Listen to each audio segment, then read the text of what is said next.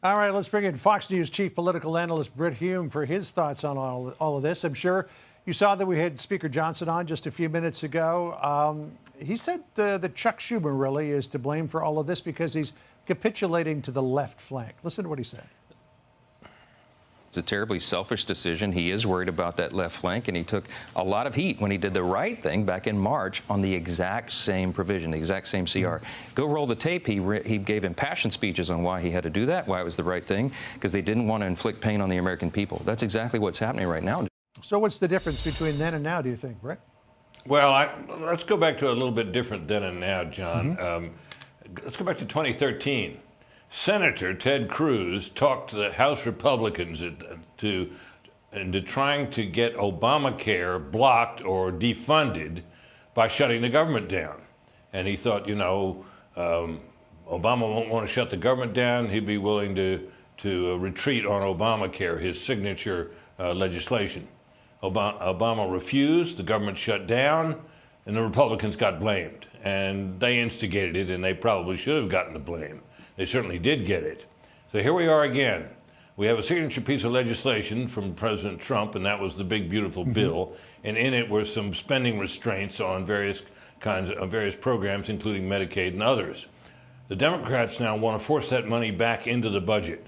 Republicans are balking, and Republicans have proposed exactly what the Democrats proposed back in 2013, which is basically a clean, continuing resolution to keep the government open. They passed it out of the House, and all their members voted for it in the Senate, and then a few Democrats did too. But it's being filibustered, which means you need 60 votes. They don't have it, so the government is shut down. Now, if you consider these situations parallel, John, you'd think that the Democrats would get the blame. But a lot will depend on the media coverage, so I wouldn't bet on it. Well, as you saw the speaker say just a short time ago, all he needed was an extra bit of time. He was saying about 6 or 7 weeks in order to try to get the budget process through. And they're just doing this continuing resolution as a way to patch over until then. Though I think the American people are pretty used to the fact that they never seem to pass a budget out of Congress. But the vice president earlier today said that there really are two camps that are forming here. Listen to how he put it. On the one hand, those who are negotiating in good faith are saying, look, we just want to make sure that we're able to have a conversation with the administration about some of the critical needs that we see that need to get fixed. Then there's another category, people who say, give us everything we want or we're going to keep the government shut down. We just write those people off.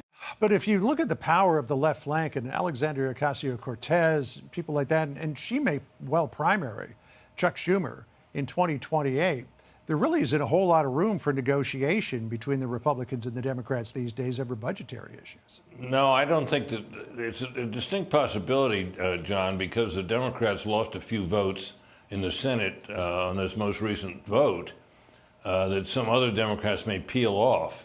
They only need, 7 of them. They got, 3 or 4. And the shutdown may prove unpopular in areas of these in constituencies of these senators, some of these senators, and the longer it goes on, the more people will howl. So it could get resolved that way. Schumer, I think, is under pressure from AOC and that wing of his party, and I think that's part of it. The other thing is, John, there's an overriding and overwhelming impulse within the Democratic Party to resist Donald Trump in every way possible, because there is a major part of their base that demands that they can't stand the sight of Donald Trump, and they don't want to see any Democrats working with him in any way and not resisting him. And so I think that helps to explain what you're seeing happen right now. But then there are a few Democrats, like we saw voting earlier today, in favor of the bill who say, look, we got to do what's best for the country. So we'll see who prevails in all of this. Brett, always great to catch up with you. Thank you, sir.